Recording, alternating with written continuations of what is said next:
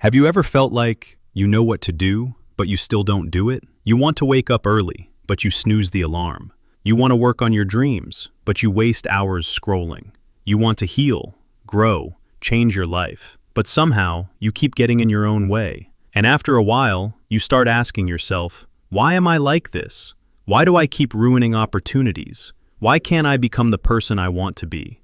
According to this book, the answer is simple. The biggest obstacle in your life is not the world. It's not your circumstances. It's not your past. It's not luck. The mountain standing in front of you is actually you. And that's exactly what this book is about. Today, we're diving into one of the most powerful self-transformation books ever written. The Mountain is You by Brianna Wiest. This isn't just another motivational book. It's a deep psychological guide to understanding why we self-sabotage, why change feels painful, and how to finally become the person we know we're capable of becoming. So sit back, because this book might completely change the way you see yourself. Part 1. Why we self-sabotage.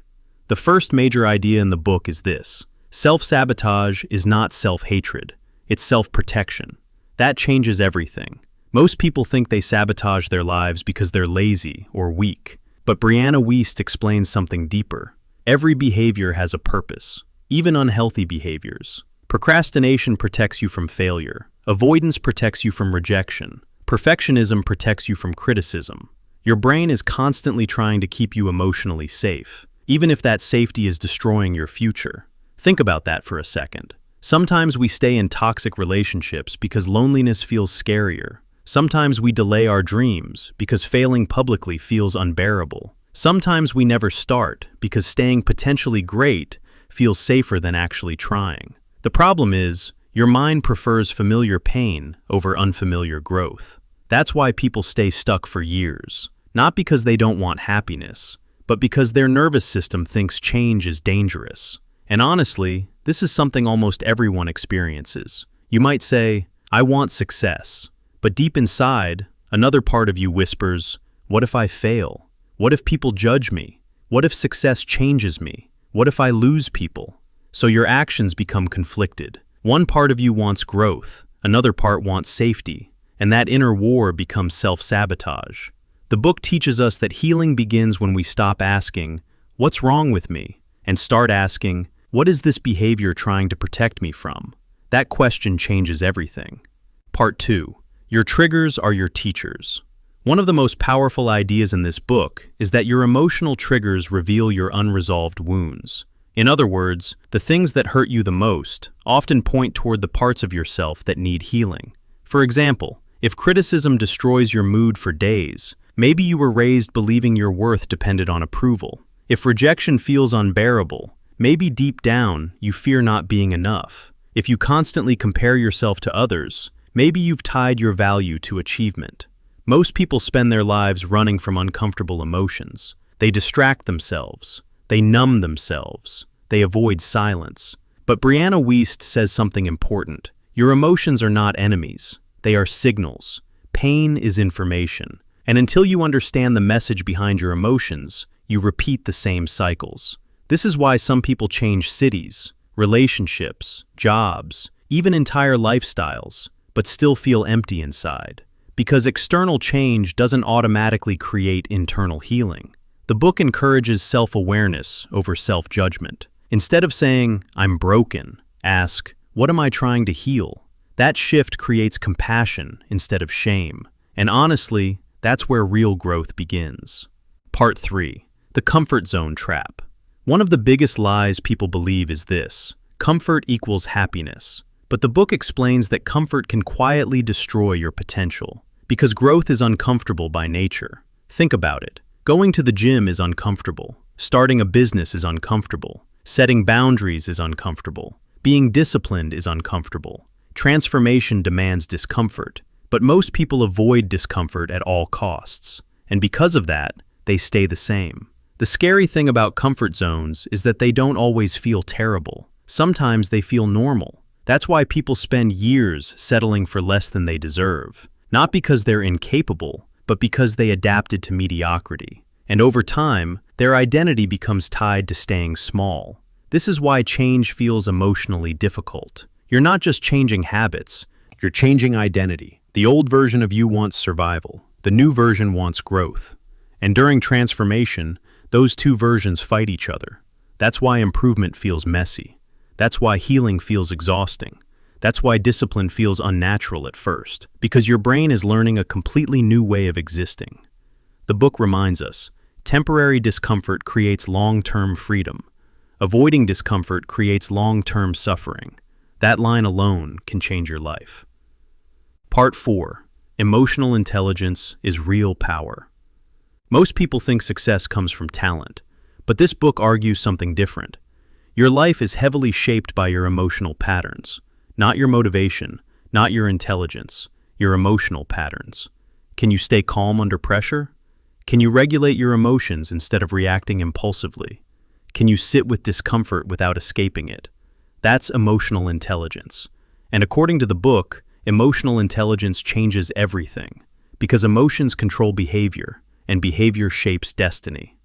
For example, a person who can manage frustration stays consistent longer. A person who can handle rejection takes more opportunities.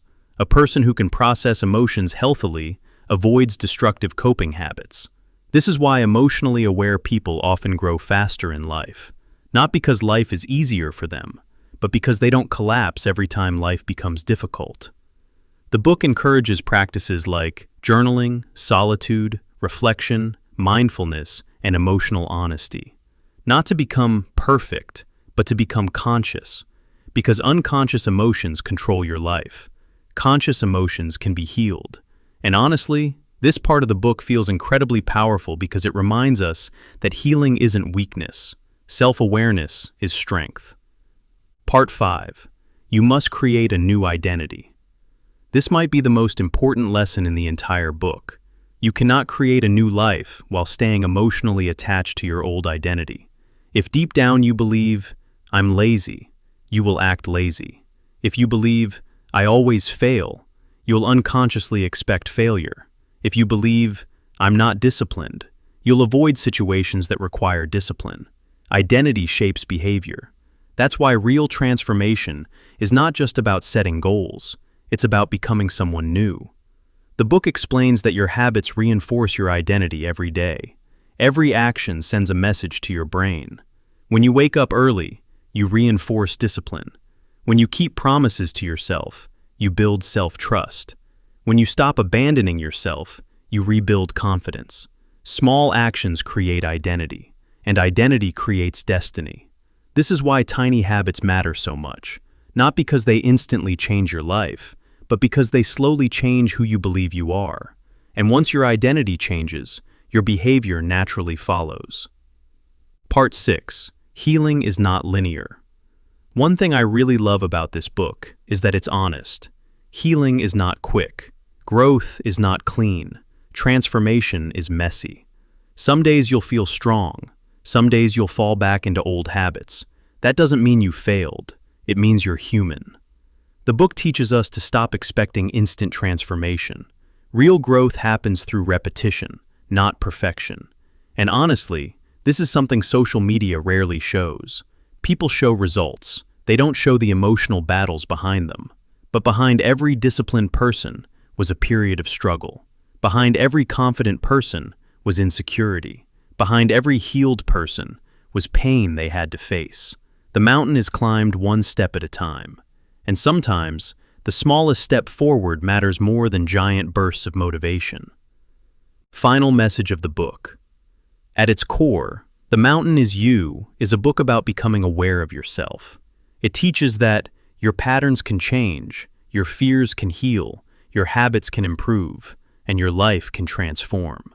But first, you must stop fighting yourself. You must understand yourself. Because the truth is, most people are waiting for life to change externally. But real transformation begins internally. The quality of your life changes when your mindset changes, your emotional habits change, your standards change, and your identity changes. That's the real message of this book. You don't conquer the mountain by becoming someone else. You conquer it by finally facing yourself honestly. And maybe that's the hardest journey any human being can take. If you enjoyed this summary of The Mountain Is You by Brianna Wiest, then this book is absolutely worth reading fully. Some books motivate you for a day. This one forces you to understand yourself. And sometimes, self-understanding is the beginning of an entirely new life.